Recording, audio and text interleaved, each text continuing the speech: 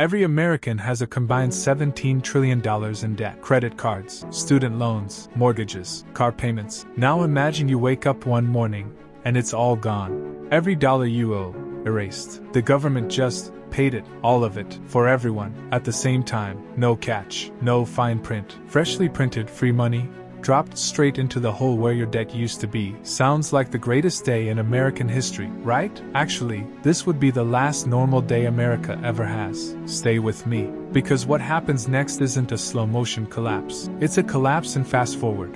And by the end of this video, you'll never look at a dollar bill the same way again. Let's set the scene. A Tuesday, an ordinary day. Then at 9 a.m., the president goes live. As of this moment, the Federal Reserve will print $17 trillion to pay off the debts of American citizens. Every credit card balance, zero. Every student loan, paid. Every mortgage, completely cleared. For about 6 hours, it's the biggest party in American history. People quit jobs they hate, book flights, pop champagne.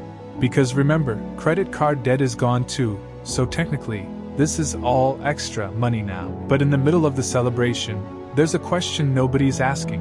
Where did that $17 trillion actually come from? Not taxes, not the sale of government assets. It came from a keyboard. Somewhere, someone typed a number into a computer at the Federal Reserve and made it real.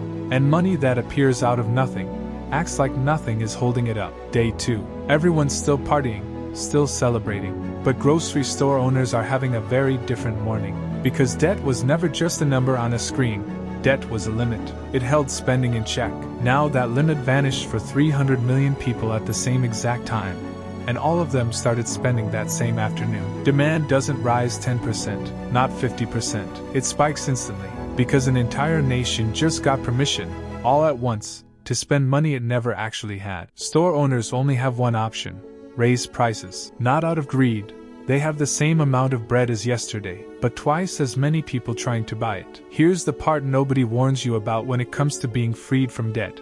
Debt was never actually a prison. Debt was proof that money still meant something. Proof that somebody, somewhere, had to earn it before they could spend it. It was something you had to work for. Take that proof away from everyone, all at once, and what's in your wallet stops being money. It becomes a piece of paper carrying a number almost nobody really believes in anymore. Week 1, inflation hits 15%. Week 3, 40%. By the end of month 2, a dozen eggs cost 3 times what it used to. And here's the cruel irony: the people who benefited least from the debt forgiveness are the ones who get hurt the most by what comes after. Think of a retired grandmother. She never had debt. She spent 40 years doing everything right, saving every dollar, paying off loans early, playing by the rules. She gains nothing from the debt forgiveness, but she loses everything to the inflation that follows. Her life savings, the reward for 40 years of discipline, quietly loses half its value in 6 months. Meanwhile, somewhere else in the country, a homeowner drowning in mortgage debt watches his loan evaporate. He still owns the building, still collects rent. He just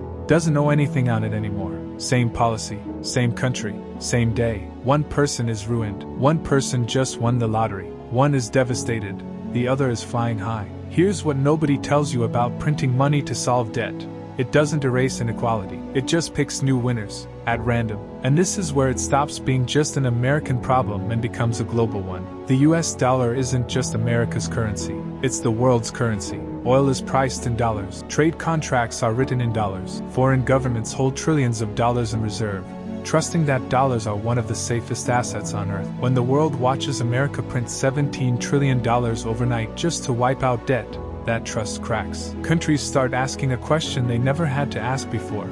If the US can print its way out of any problem, why should I believe the dollar will still be worth anything tomorrow? Countries start moving away from dollar reserves. For ordinary Americans, import prices, phones, clothes, cars, medicine, spike even higher.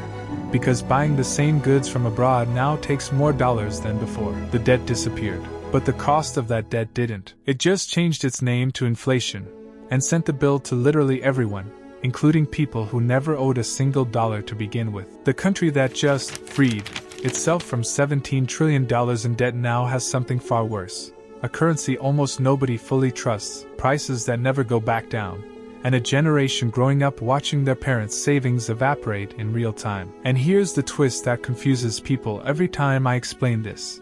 Debt was never actually the disease. It was a symptom, proof that spending had been outrunning income for years. Printing the difference to erase that symptom overnight didn't cure anything. It just moved the sickness off the bank statement and onto the price tag of every single product in the country. So, would you take this deal? Waking up debt-free tomorrow, no strings attached? Most people say yes instantly, and honestly, I get why. Debt is heavy. It follows people into their sleep. The idea of it just disappearing feels like the closest thing to a miracle most of us will ever be offered. But money was never really about the number in your account. It's a promise. When you hand someone $1, it's a promise that it'll still be worth as much tomorrow as it is today. Printing money to forgive debt doesn't erase what you owed. It breaks that promise for everyone, including the people who never agreed to the deal in the first place. Maybe the real question isn't, what if all debt disappeared overnight? Maybe it's this: if you could erase your own debt, but knew it would cost your neighbor a lifetime of savings, would you still say yes? Money doesn't disappear. It just finds someone new to become a burden for. If this video made you think differently about what money actually is, subscribe. Because next time we're running an even stranger experiment. What if nobody paid taxes for a year? You're going to want to see how that one ends.